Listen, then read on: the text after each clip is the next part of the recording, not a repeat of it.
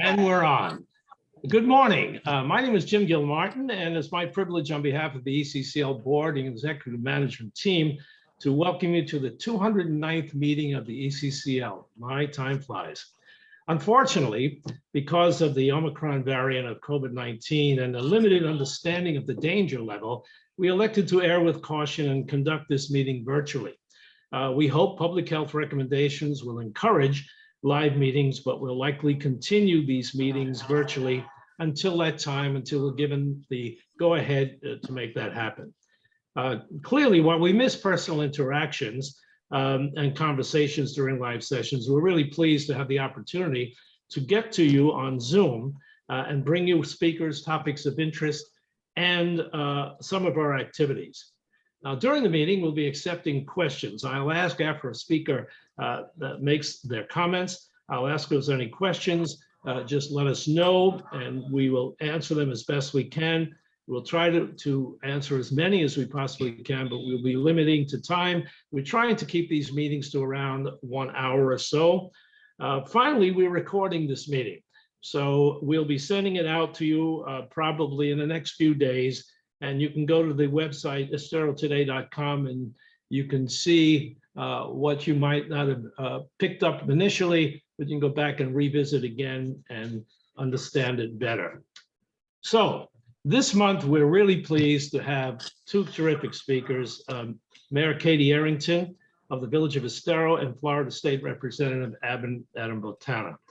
So I'm going to go right into it and introduce Katy now. Mayor Errington is a former financial planner, advisor, and investor, business and marketing teacher, school administrator, adjunct professor, and served time as an IBM education consultant. The mayor serves as a chair of the Lee County Metropolitan Planning Organization and executive committee and chair of the board of directors, Florida League of Mayors. Mayor Errington served on the Rotary Club board and was named Rotarian of the Year in 2012. And finally, Mayor Errington is a Gold Star mom. So Katy, let me turn it over to you. You've got it. Thank you. Thank you very much, Jim. One correction on that. I'm not the chair of the Florida League of Mayors. I am on the board of directors there, but that one is specified. Thank you. But I am chair of the Metropolitan Planning Organization. Okay. Okay. So, yes, that is correct. So what I would like to do is start off with what we have done during this past year, and it's our year in review. And I have taken this from the Estero Life magazine, and because we gave that information to Gary Israel, and then he in turn has printed it, and people who are in the community have had the opportunity to view that. Before I do that, I want to thank the ECCL volunteers, Julie Yellig, who has been very instrumental in getting team members to pick up litter. That's remarkable.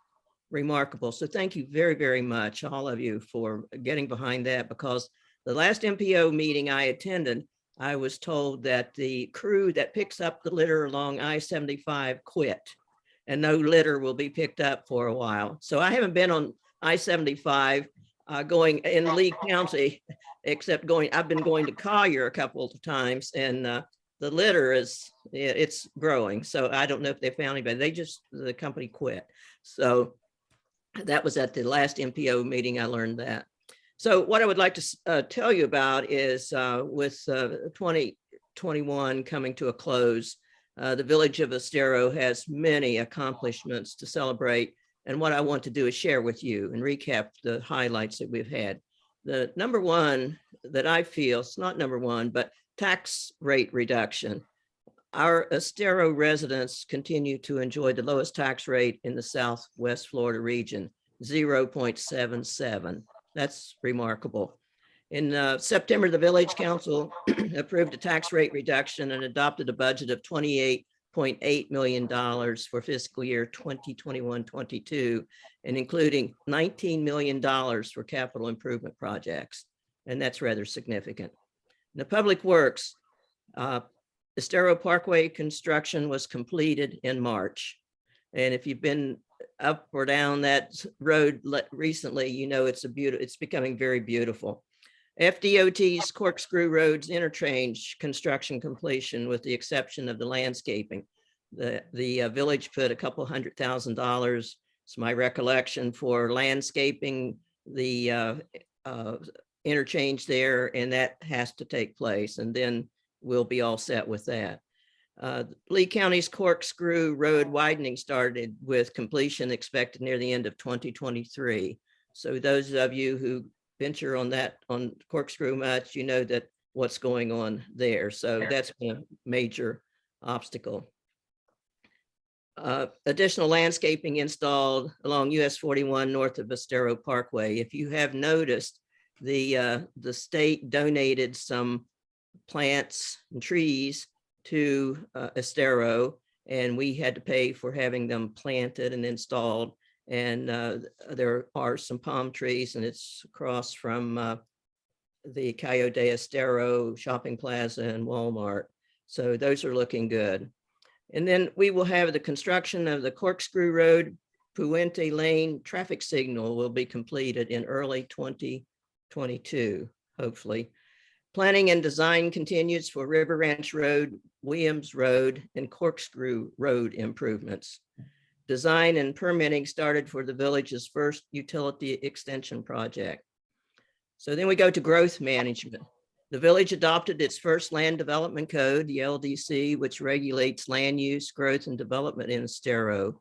Now, those unfamiliar with that, the code defines community standards for architecture, landscaping, zoning, open space, sidewalks, traffic, stormwater, and more. And I have to compliment our staff for the amount of work that they put into that.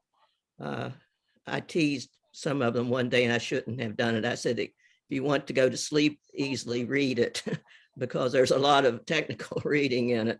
So the village combined its planning and zoning board and design review board into one land use board as part of a streamlined process in the new land development code. And I'm sure all of you are aware now, we just have one committee. Development activity, the village issued 4,804 total permits from January to the end of October. And the total construction value of these permits is over $140 million. And several projects are under construction in the village. These include completion of the Tidewater residential project on Ben Hill Griffin Parkway, and the Reserve multifamily complex at Via Coconut and Williams Road, Estero Crossing right there off the interstate on Corkscrew Road east of Lowe's. It's a stock developments mixed-use commercial multifamily project. Health Medical Building and Auto Zone on Arcos Avenue.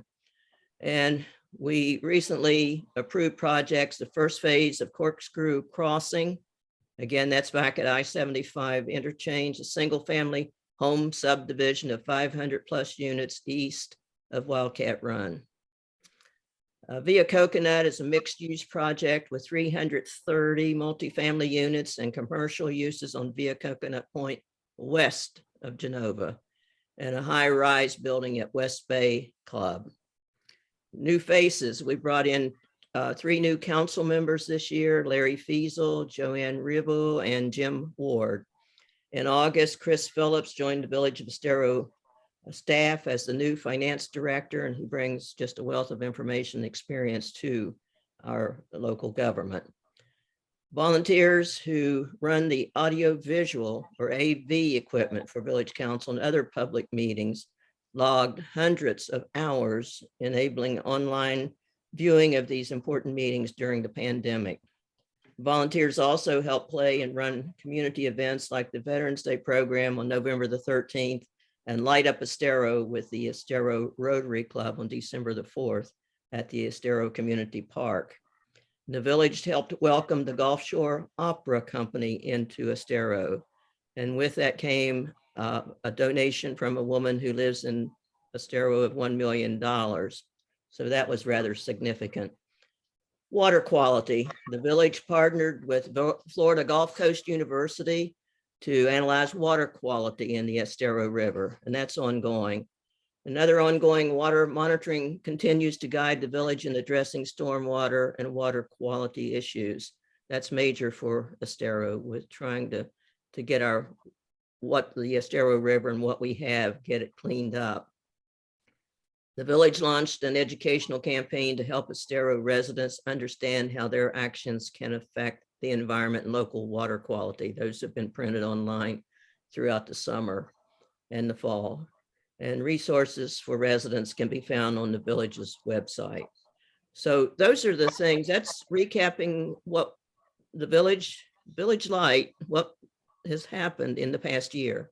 And so a lot of things with only a handful of people there working, and we have a great staff, and they are appreciated so much. And so that's the end of my presentation, unless you have questions. Okay, any of the panelists have any questions for Katy? None. Okay, I'm looking for those who are participating. There's about 35 folks out there. Any of you have any questions at all for Katy? Going once, going twice. Okay, okay, Katy. Well, here's one. Here's one that comes up.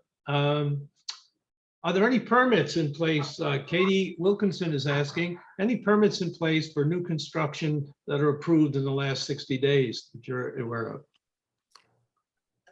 That has not been brought to my attention. See, I don't usually deal with that. So nothing's been brought up. Nothing's been called to my attention. So I cannot answer that, tell you that.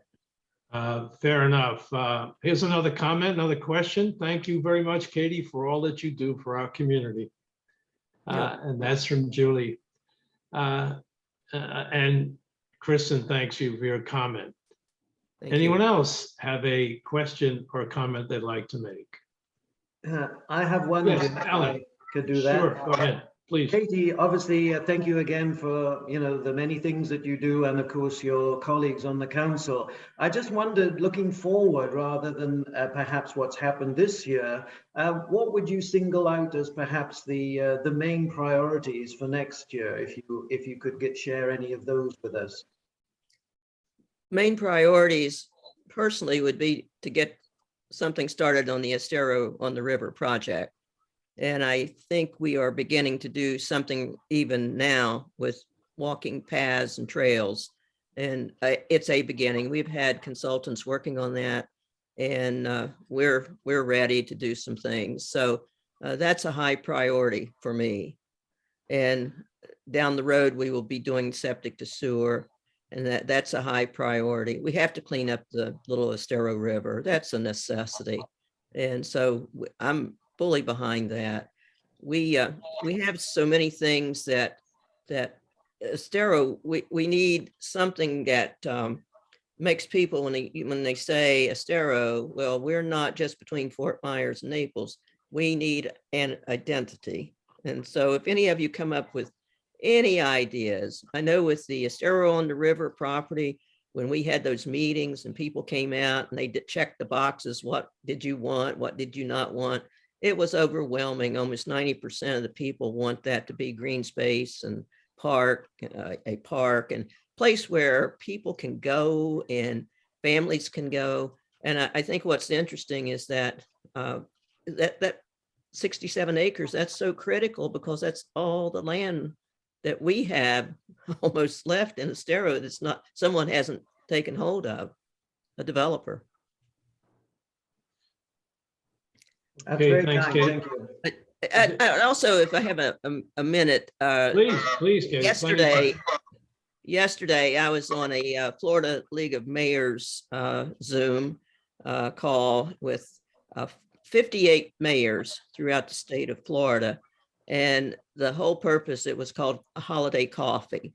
And so we talked about what each municipality in Florida is doing for the holidays. And it was really, really nice. And it's something maybe you can keep in mind with your planning for next year. We are trying to boost attendance, like with the Estero, Light Up Estero. And how do you get people to come out? Claremont, which is, if I'm correct, is right next door to Orlando. We used to have some friends, the community of Claremont. they had 20,000 people who came out to light the Christmas tree. Wow. And so all these municipalities are sharing with the things, the activities that they are doing for the holidays. And so they have tons of parades. There's no way that Estero, I don't think, could have a parade. The traffic is too, Adam, would you agree to that? No, Yes.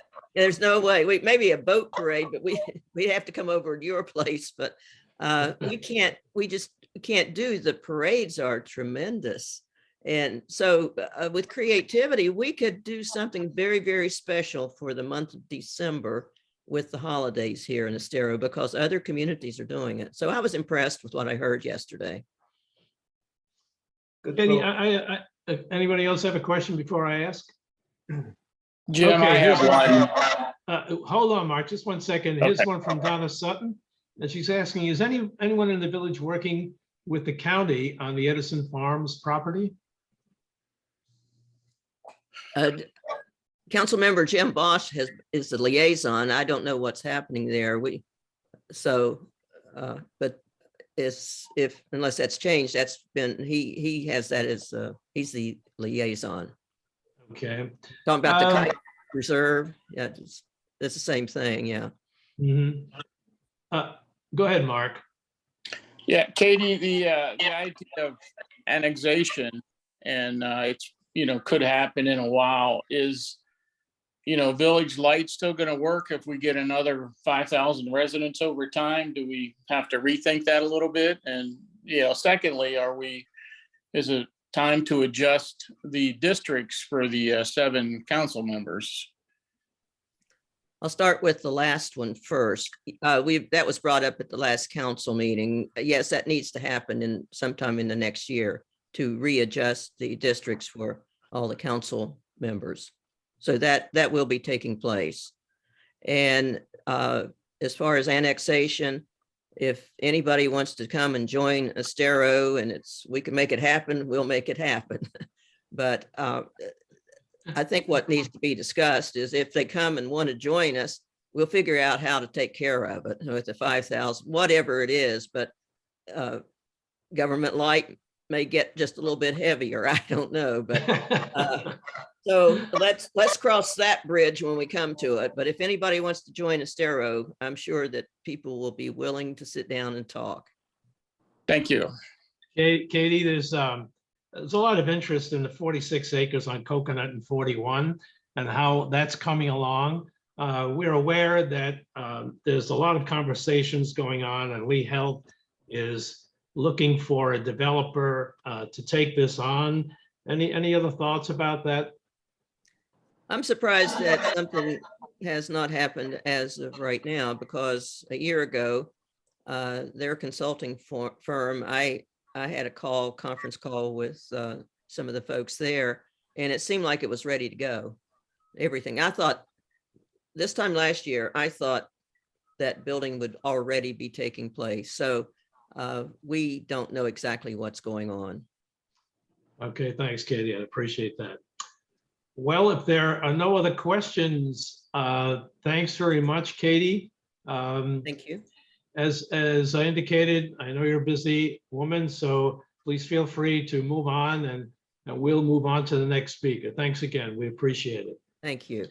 Okay. I want to hear what Adam, my representative, has to say. So okay, there you go, Adam. There you go. Okay, so let me introduce Adam. It's a great segue into Adam. Let me introduce him. Florida State Representative Adam Botana. Representative Botana serves as a member of the Florida House of Representatives from the 76th District.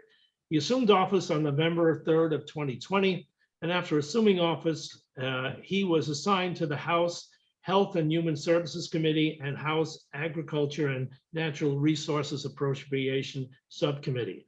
Adam was born in Naples, Florida, lives in Bonita Springs, and is the vice president of the Bay Water Boat Club that Katy referred to earlier, his family business. So Adam, you're on. Thank you. Thank you very much. Thanks for having me this morning. And to follow Katy, that's always tough. She's a great mayor, and she does a lot with Estero, and I look forward to working with her from there on. A little bit about me, my family. I was born in Naples, raised in Bonita, but my parents and brother do live in Estero. So Bonita might be my hometown, but my folks are there, and you got to take care of mom and dad for sure. My mom and dad live in Grandeza, and my brother lives over at Coconut Point. Just touching on a few things. First time legislature, so I'm a freshman legislature. So the main thing for our job right now is to bring home the bacon. And that's what we need to do for Estero. It was great to see Estero get involved this year with appropriations, and the Estero River Park, or walking on the river, is one of their council's main priorities. And we're going to push that across the line along with water quality. I know a lot of people on the ECCL are very concerned about green space. And I want you to know that our legislature, we passed a bill last year for the wildlife corridor. And I can tell you, over the next 6 years, if I get reelected every time, that'll be one of our priorities. But I want to let you know that leadership in the House is very concerned about overgrowth and, just giving some area. So the corridor plan is in a process, and there's a lot of people in leadership that are very aware of that. And so am I. We just don't need home building. We need to leave some area for panthers and wildlife. Some of these great places to walk around in the center of the state, but even along the coast is a good thing. But our main thing for this year, as you talked about redistricting, that's the same thing that's going on in Tallahassee. Can't really talk about it too much, but there are some maps out there that you can see, and our district will probably get renumbered. I know when I was in Estero last year, knocking on a lot of doors in gated communities and outside of water quality was a big issue, and overgrowth. So that's why I just talked about that. But it looks like we're going to have a great year. If we can keep the appropriations off the chopping block of the governor, I think we'll be okay with that. But it's a good year, and with a $100 billion budget for the state of Florida, I think that will be good. As long as it's water quality and conservation, I think that's a good thing. And like I said, I do sit on the Ag Appropriations Subcommittee, so that is a nice position to sit there and see what we can do for you guys. Adam, tell me about what's your perception being a newbie up there, a very short time. What's your perception of what it's like up in Tallahassee? Give us a take on that. Never really was in politics before. Firsthand, I'm in my family's business now, so if you hear some noise in the background, I apologize. We're at the marina here. It's a politics in Tallahassee. We're in a very good position. We're lucky we live in a state with our great governor, and we live in a house with now Chris Sprouse is our speaker. It is a lot of back and forth in relationships is the easiest way I can explain. You can go up there and file 7 bills all you want and say, this is what we want, and get it done, and you won't go anywhere. It's about building the relationships with leadership, about building relationships with fellow representatives in our area and just around the state. I filed a bill this year, which was a plan. It went to the DEP to say, hey, what do we need to do in the Caloosahatchee water basin, to fix our problems with blue-green algae and red tide. Now, red tide's a normal occurrence, but pretty much if you fix blue-green algae or what causes blue-green algae, it's going to help what's going to affect red tide. So we're working with them, the DEP, give me a plan in a year, what we can do, what we have to do to adjust BMAPs, what we need to open that up. And then in 6 or 7 years, where can we, fund it? Because as a state representative, I'm a freshman. Now I'll run for re-election now.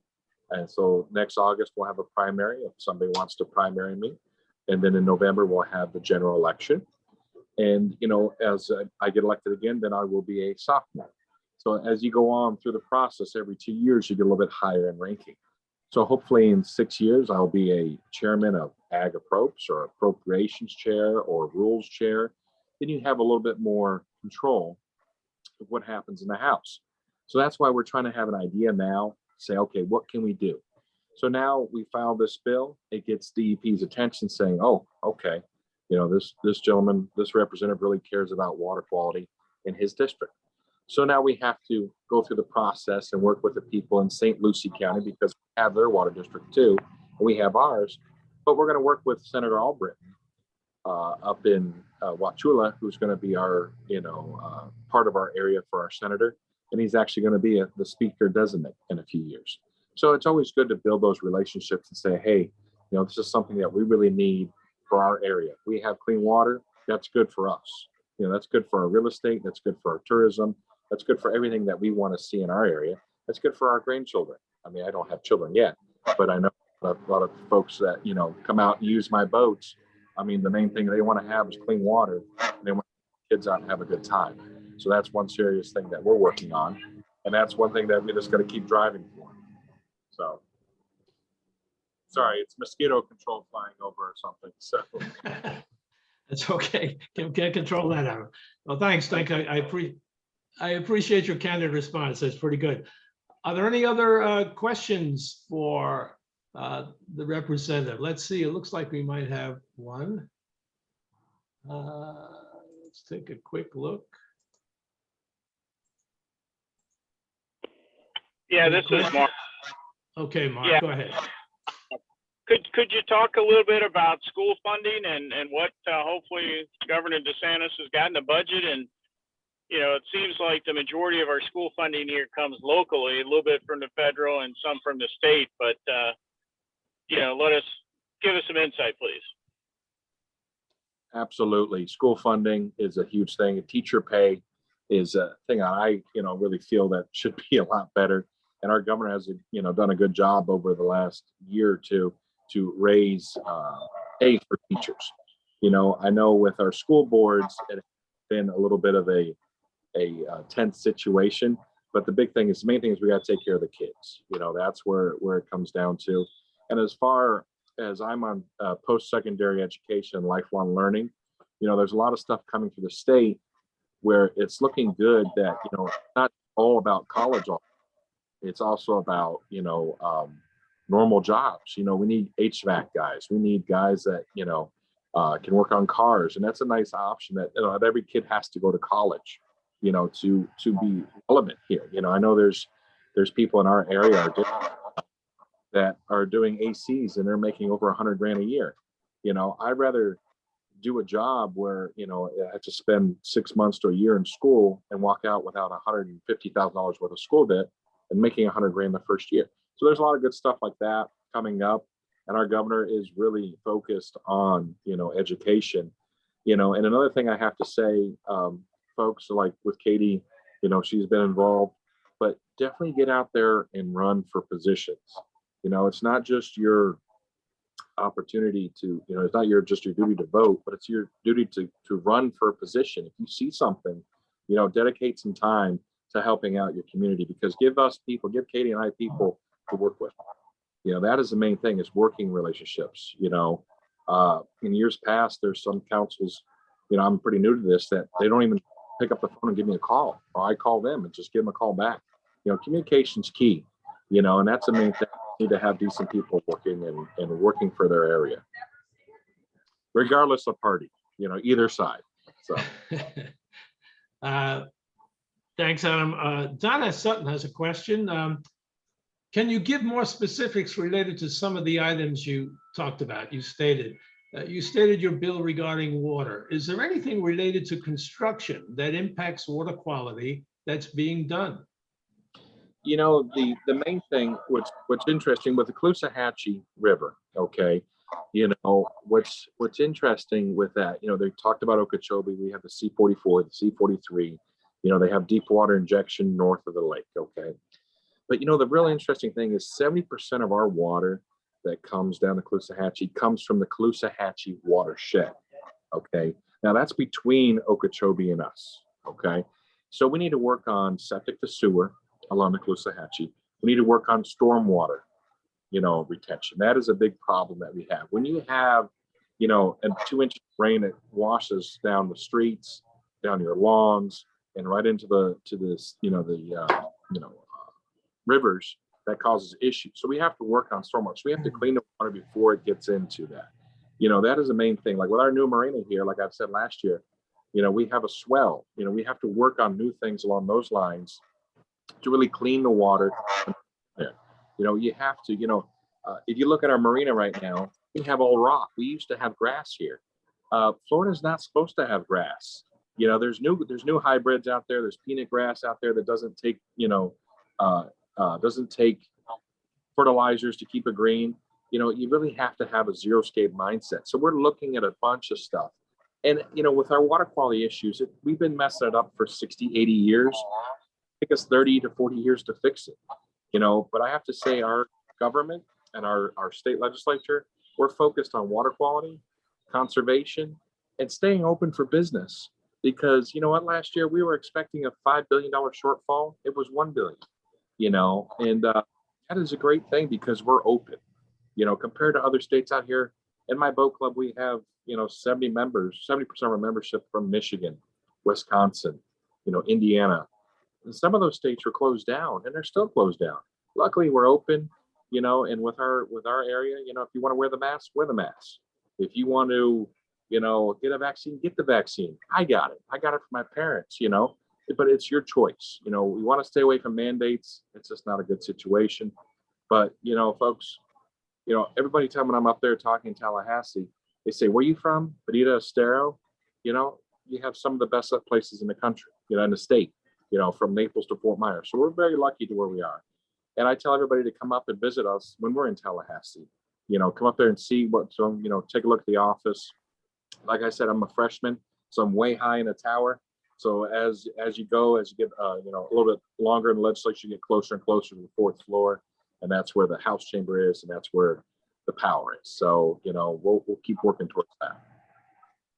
Adam, there's been a couple of other comments. Ron said 100% agree with Adam. Too much focus in education on college prep and not enough on trades and apprenticeships. So he agrees with you on that.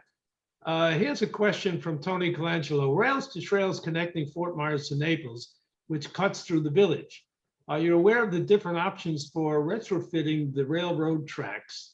And can we work with you on how ECCL in the village wants to shape that for pedestrian and bike use and safety? Any thoughts about that? Absolutely. Great question. This is something that we've been talking about for, 5-6 years. And unfortunately, the price of the railroad, because the county would have to purchase it along with Bonita and Estero. And we need to work, I know there's some animosity sometimes between Bonita and Estero. I represent everybody, here. We need to work together. But unfortunately, the price has gone through the roof for that railroad property. I think that last time I checked, it was $65 million they want for that. That's a lot of money. That's a ton, and I don't want to put that burden on our taxpayers, to purchase that. So maybe we can work down the line here with some kind of trail. That's why I know Katy's main focus from the legislature and appropriations is the river walk, at Estero there. We need to work on that. That's the main thing here. But maybe if the Fly family can come back and work with us a little bit on the pricing, that might be a little bit better.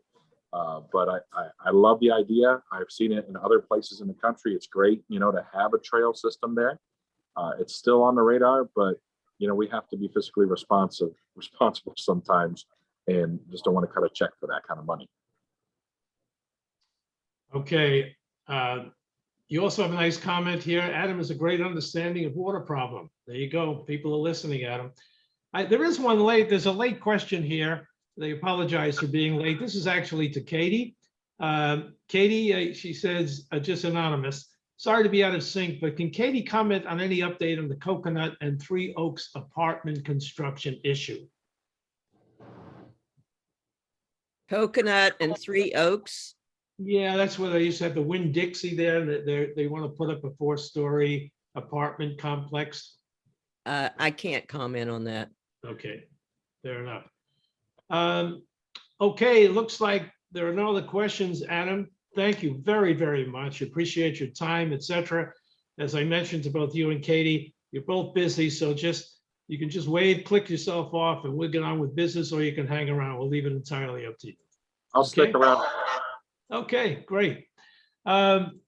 So let's move ahead then. And let me give you some updates on the ECCL and the kind of things that we're doing. And this is basically a summary. We do a significant amount of work, and there's a significant amount of great volunteers out there that help us get where we go. But I'm just going to highlight a few things. For example, we are still advocating for Corkscrew Road access to Larry Kaika Preserve. You know, there's a problem there. If you want to get to that preserve, you're going to go a long way around to get it. And we really think that it makes a whole lot of sense to have some corkscrew access there. And Mark Nowitzki is on the site with us, has been really pushing for this. We're participating in planning for the Village of Estero's 65-acre property at Corkscrew Road and 41.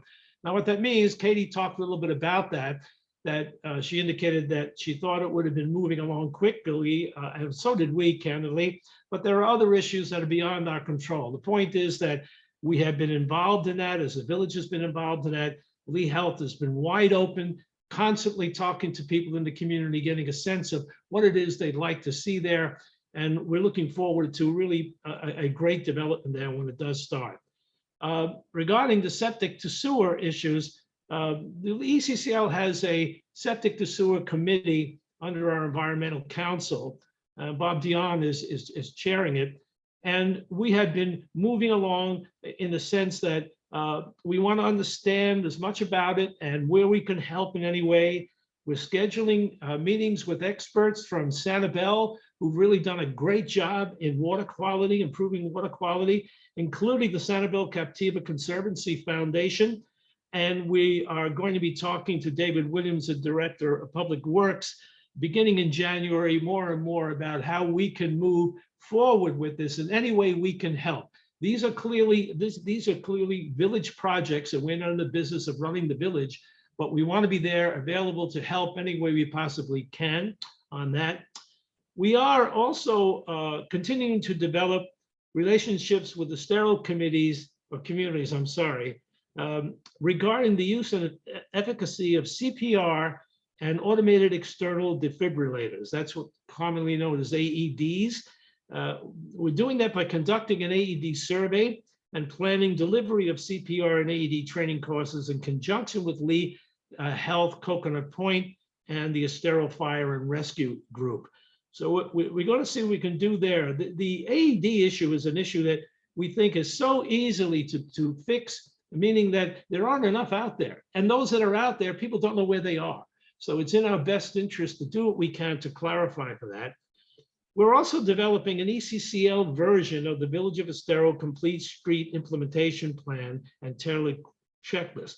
All that means is that we've looked at it and we're going to come back to the village and give them our thinking about that. And the contents of this will include details on the current state of roadways and paths and perhaps some things that can be done.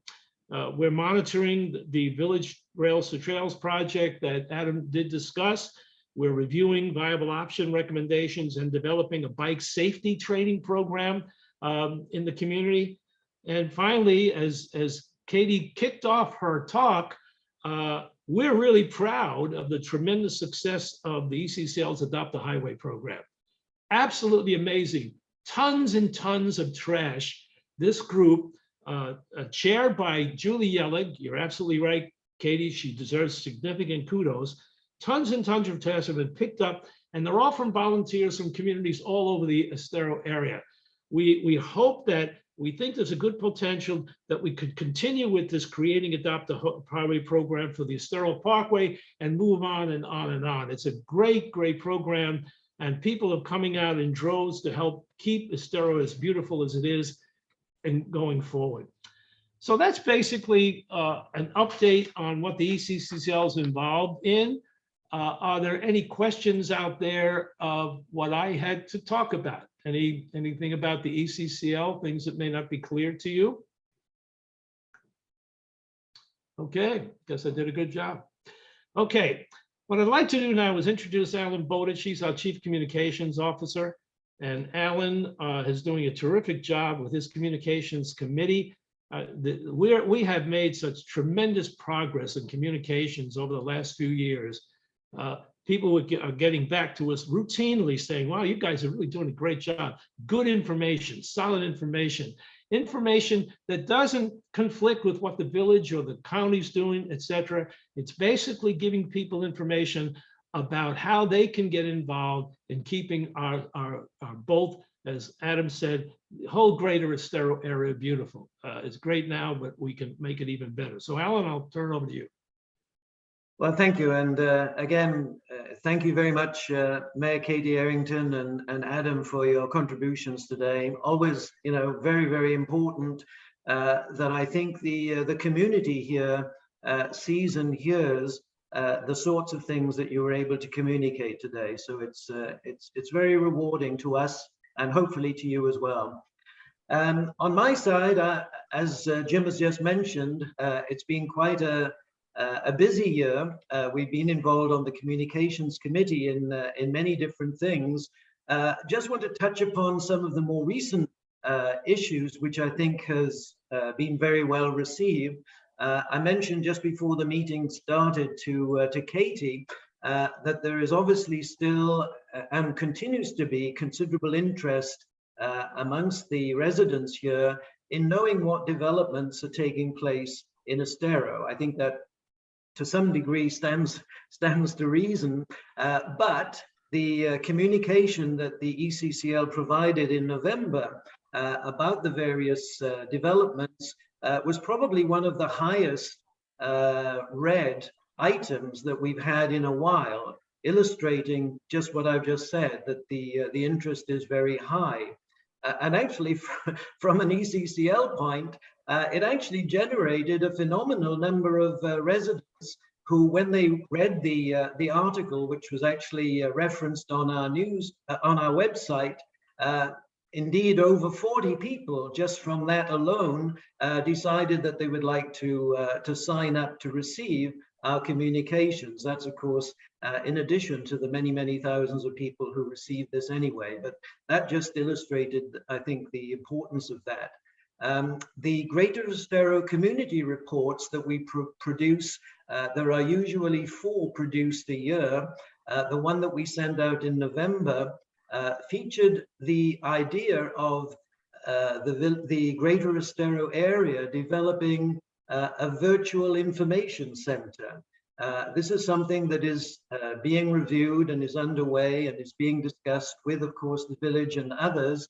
And that too received a high degree of interest. And it would be something that would be encouraging visitors and business developers to know much more about what Estero and the surrounding area has to offer them as a one-stop shop, so to speak, on an online basis. We're in close touch with FGCU. I think an increasing number of people in Estero now realize the importance of FGCU, not just to the overall area of Southwest Florida, but specifically to Estero as well. The music school produces a great many events. We're anxious, of course, as a village, to encourage a further enhancement of the cultural activities and the events that we offer along these lines. And indeed, FGCU does produce a wealth of various concerts and things of that nature. Equally important was in the articles that we prepared, we referenced the entrepreneurial school, which is headed by Dr. Sandra Kanui. That too is exceptionally important to our area. The number of students who develop their own entrepreneurial skills and businesses as a result of attending that school is really quite phenomenal. The school itself has a huge reputation now and is really becoming one of the top entrepreneurial schools, not just in Southwest Florida, but actually in the country. And, we want to encourage those people who, undertake these particular new management development ideas to actually stay in the greater Estero area. And so, you know, we on the ECCL definitely want to advocate for encouraging those people to stay and remain here by all of the different things that are obviously happening. So those were a few of the things that I just wanted to say. And I also wanted to thank everyone for their support on the book that was prepared, Forging a Better Path, which the ECCL developed. As I mentioned before, Jim Shields was one of the instigators of wanting to acknowledge the efforts of many different people who helped to make over the last 20 years Estero what it is today. And we also highlighted in the book some of the issues that we can expect to see in Estero in the future. Over 500 of the books have been issued and read now, and the book is still available online for those who are interested, and they can go to the website to find the details for that, esterotoday.com. So with that, I want to thank everybody for their support and wish you all a very happy Christmas and season's greetings from me and the rest of the communications team. Thank you. Thanks very much, Alan.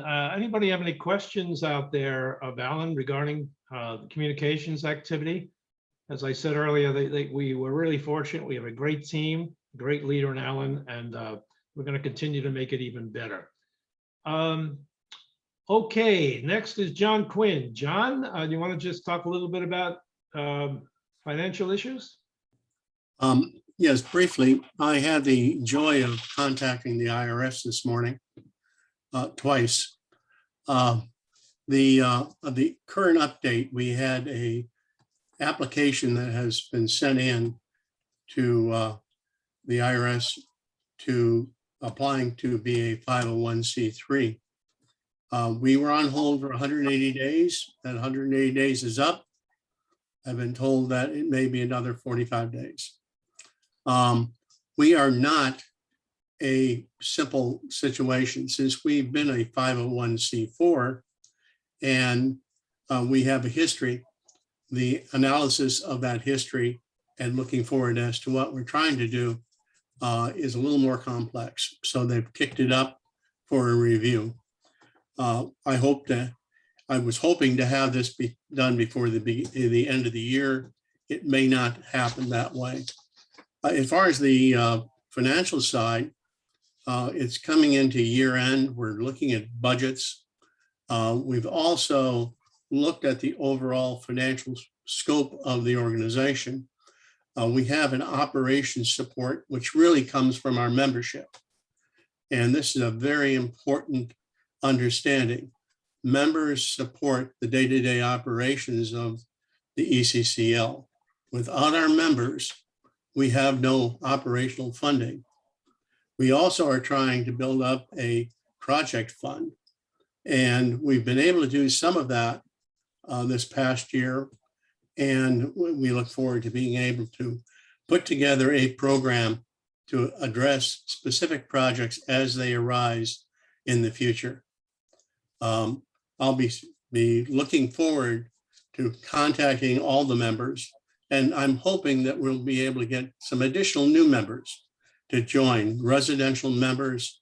If your community is not a member at this particular time, please contact me or Mark or Jim, and we'll try and get you the information you need. You can look at the financials. I update them under the website, Estero Today, on a monthly basis. And if you have any questions, you can contact me. My email is on the website, and I look forward to a good and prosperous 2022, and happy holiday to everybody. Thank you very much, John. Are there any questions of John from those of you on the program? Nope, doesn't look that way. I just want to have a brief comment, and then I think we're going to join the meeting. The brief comment is about the 501c3. this issue has been around for quite some time. We actually do have a 501c3 organization. It's called the ECCL Advocacy Foundation, and it's managed by the Southwest Florida Community Foundation. And that has built up some revenue, not bad, actually. We haven't been out there fundraising, but people know of us and they throw a few bucks here and a few bucks there, and it builds up over time. It's great. What we intend to do by becoming a 501c3 is moving that back to the ECCL to manage, number one. Secondly, it provides us the opportunity of grants, applying for grants, which we don't have now. We can apply for them, but we're not going to get anywhere as a 501c4. So there are a variety of different approaches that we could use as a 501c3 that we couldn't use as a 501c4 to increase our funding and increase our base of funds, so that when we have a need for supporting certain projects, opposing particular issues that are coming up that we think are threatening the quality of life, we would have resources available to us in the amount of dollars to pay for experts that will bring us to the table and with a much more intelligent and factual approach to issues. So we really believe this is great. And John's done a great job in getting us to where we are today. And I know it's going to eventually come across our desk and we can move on to that 501c3. On that, I think I'm going to ask, are there any other general questions about anything that's on anybody's mind before we close up? If there is, we'll be happy to answer them. Okay, you folks are okay with that. So thanks for joining us today. A special thanks to Mayor Katy Errington and Representative Botana and all who engaged in the meeting. There's been a great group of folks here. Well, there is a question here. Just a second. Somebody, let me think. I don't want to pass them up if I can see it.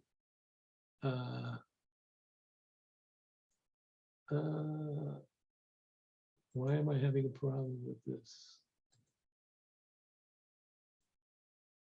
I have a note here. I can see where it says somebody raised their hand.